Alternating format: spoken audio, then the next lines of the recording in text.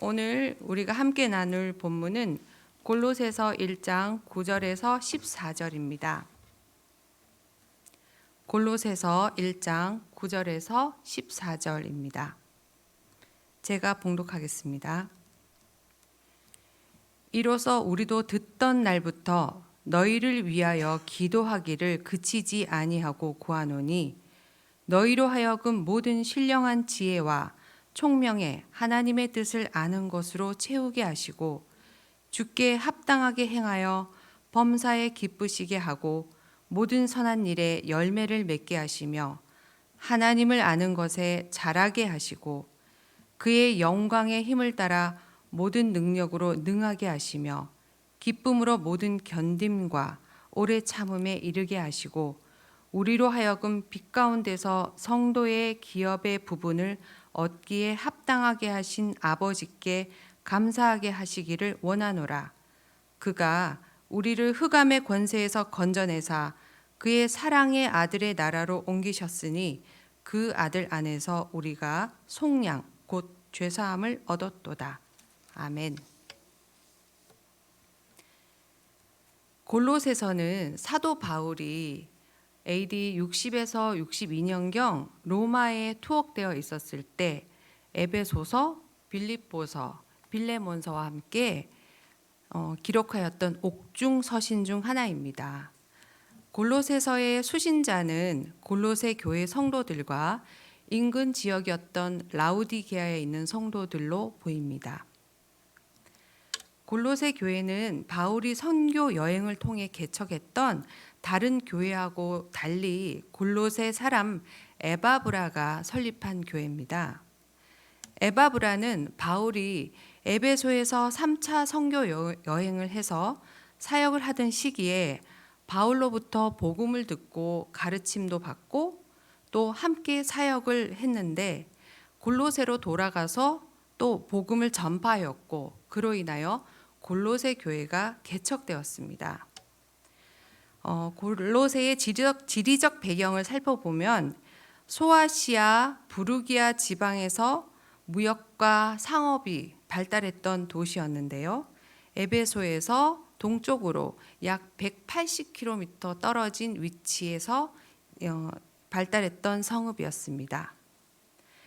1세기 로마 제국의 지배하에서 소아시아 지역에서는 황제를 신으로 숭배하는 황제 숭배 사상이 만연하였고 헬레니즘의 영적, 도덕적 회의주의 또는 숙명주의로 인해서 많은 사람들은 절망적인 분위기에서 구원을 간절히 바라는 사회 문화가 팽배했었죠.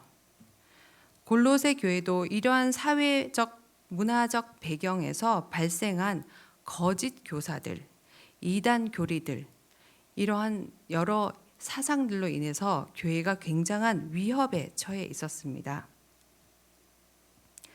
당시 이단들의 가르침에는 세 가지 요소가 있었는데요.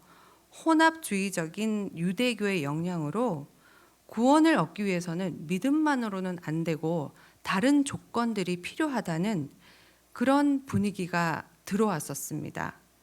이로 인하여 엄격한 계율이나 유대교의 절기를 준수해야 된다는 구원의 조건들이 붙어 있는 율법주의가 있었고 또 이방 철학적 요소로서 천사 숭배, 영지주의 철학 이런 철학들로 인해서 극단적인 금욕주의가 가르침으로 스며들어 있었어요.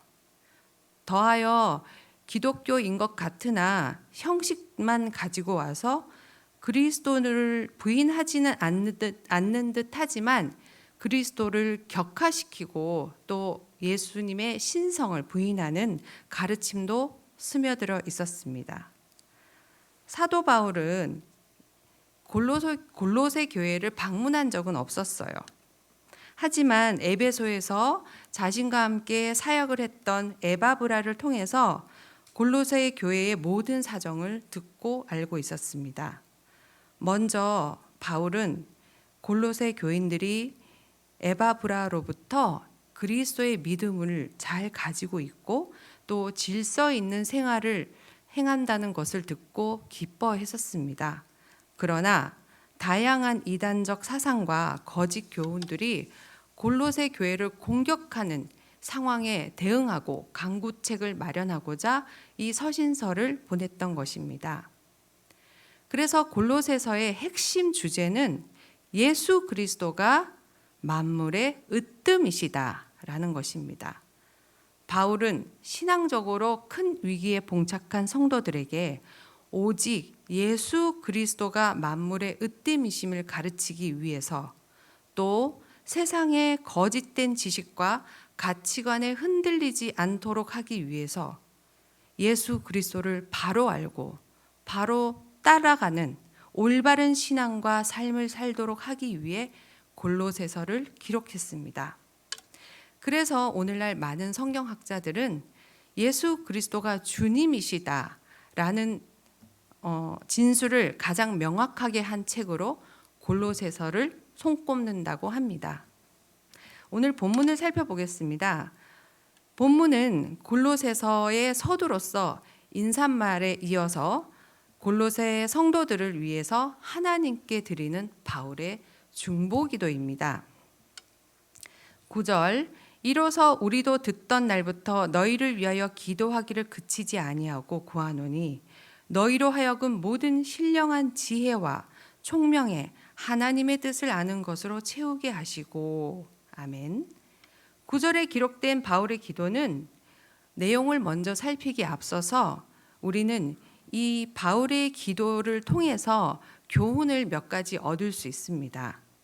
첫 번째, 아까 말씀드렸듯이 바울은 골로새 교회를 방문한 적이 없습니다. 그럼에도 불구하고 바울은 성도들을 위해 기도한다고 합니다. 에바브라가 개척한 교회였기에 에바브라로부터 바울이 골로새 교회의 소식을 들을 때마다 그들을 위해 기도를 하였다는 것을 알 수 있죠. 우리는 각자 상황에 어려운 그런 시점에서부터 기도를 시작하는 경우가 많습니다. 그러나 오늘 바울의 기도를 교훈 삼아서 우리 기도의 지경이 확장되고 넓어져서 가본 적 없고 만나본 적도 없는 세상 곳곳의 그리스도인들의 소식을 들을 때 그들을 위한 중보의 몫을 감당하게 되는 도전을 받게 되면 좋겠습니다.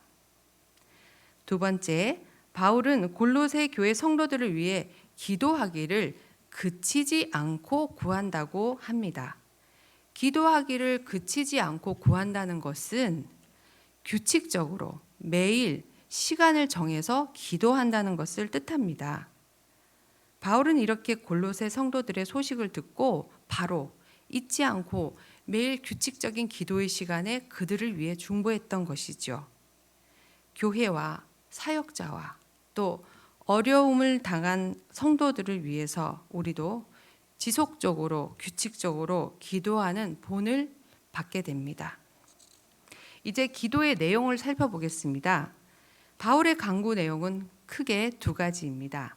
하나는 성도들이 신령한 지혜와 총명으로 하나님의 뜻을 아는 지식으로 충만해지기를 간구하였습니다. 다른 하나는 이 간구의 결과인데요.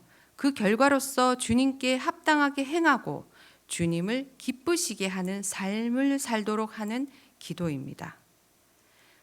하나님의 뜻은 무엇일까요?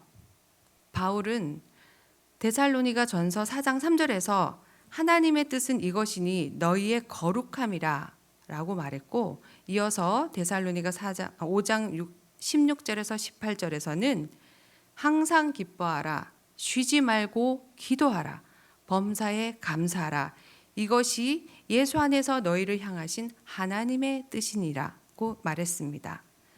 따라서 하나님의 뜻이란 하나님의 백성을 향한 하나님의 모든 명령과 의지를 포함하는 포괄적인 것으로 우리가 하나님의 뜻을 행한다라는 말은 하나님의 명령에 순종한다는 말과 같다는 것을 알 수 있습니다.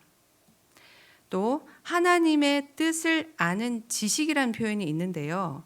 지식은 원래 일반적으로 헬라어에서 그노시스라고 말합니다.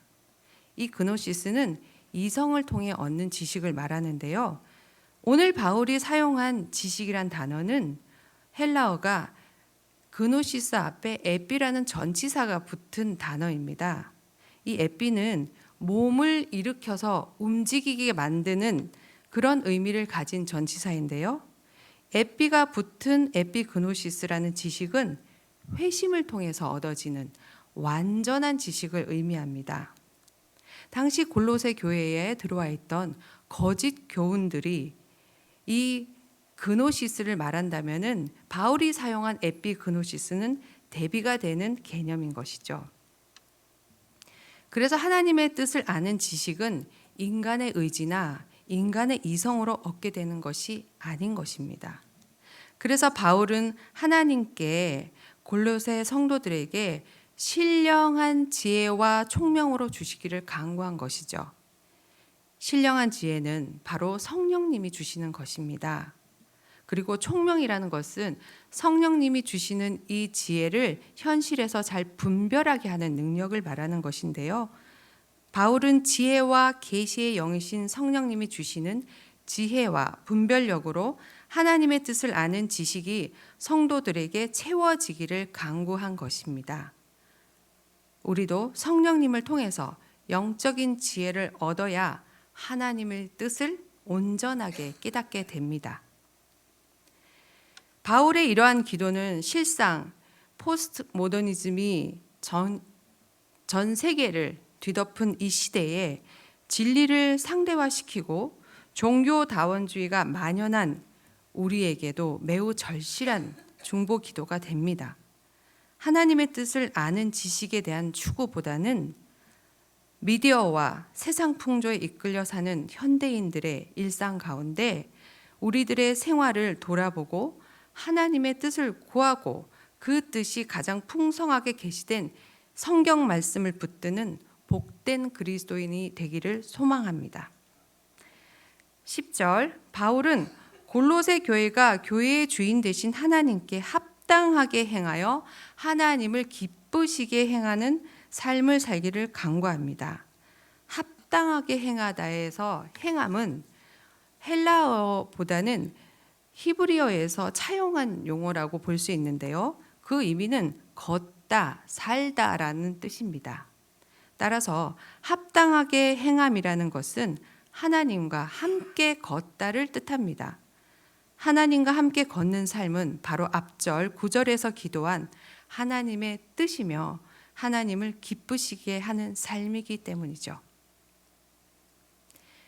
이어지는 바울의 기도들은 하나님께 합당한 삶의 요소들이 열거되면서 간구가 됩니다. 첫째, 모든 일에 선하게 노력하고 그에 합당한 선한 결과를 내고 하나님을 아는 지식이 성장해 가면서 하나님의 영광스러운 능력으로부터 힘을 얻고 기쁨으로 모든 것을 참고 견딜 수 있기를 간구합니다. 골로새 교회가 이단과의 싸움에서 인내로 승리할 수 있기를 간구하였으며 끝으로 바울은 그들에게 성도의 기업을 주시는 하나님께 감사하는 생활을 하게 해달라고 간구합니다. 우리는 하나님의 능력을 구할 때 특별한 우리에게 상황이 더 물리적으로 또 상황적으로 변화되길 구하지만 바울이 구한 이 능력은 우리를 이 상황에서 모든 것을 참고 견딜 수 있는 힘을 주는 능력이라고 합니다. 우리 시대도 1세기 골로새 교회의 상황과 매우 유사하죠. 예수 그리스도가 가장 높으신, 지극히 높으신 분임에도 불구하고 그리스도 이름이 공격받고 무시되고 조롱당하고 있습니다.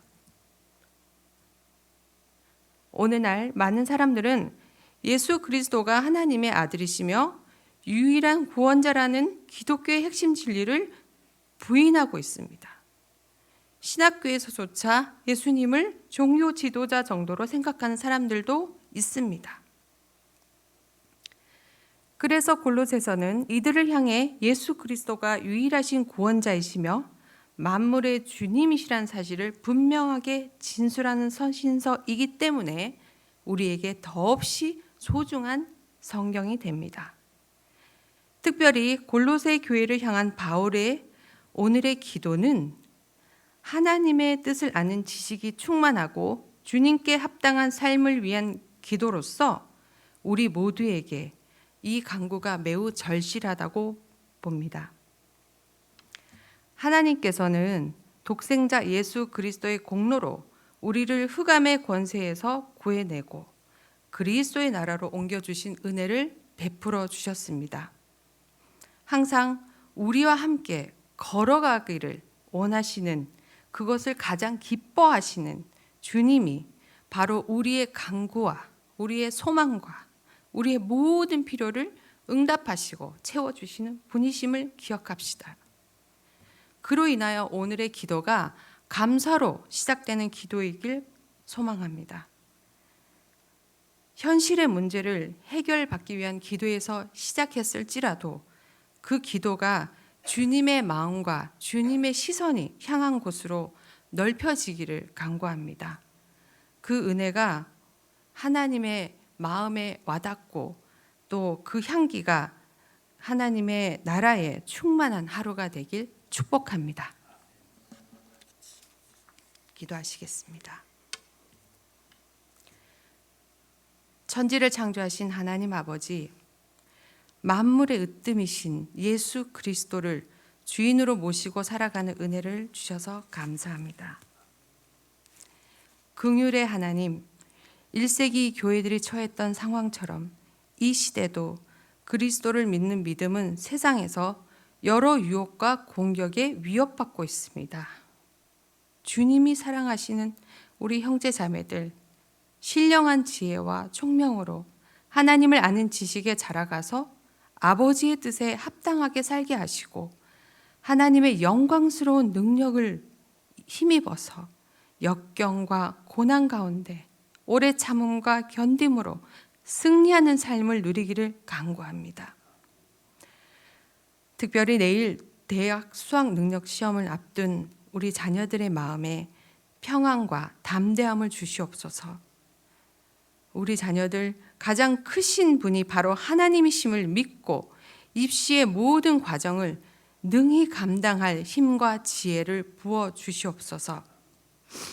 주님의 마음만 바라보고 낯선 땅으로 복음 들고 나아간 선교사님들을 눈동자처럼 지켜주시고 그 눈물의 수고를 기억하셔서 모든 선한 일들이 풍성한 열매로 하나님께 드려지길 도와주소서.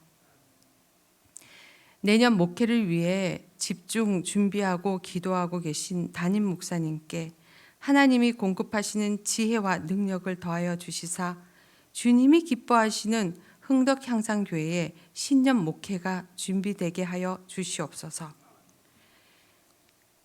최근 추워지는 날씨에 우리 사랑하는 교우들의 마음에 또 상황에 주님의 온기를 더해 주시고 주님의 시선으로 어려운 이웃들을 외면치 않는 우리 한국교회, 우리 열방에 나아간 선교사님들의 교회가 되게 하여 주시옵소서. 이 모든 말씀을 만물의 으뜸이신 예수 그리스도 이름으로 기도합니다. 아멘.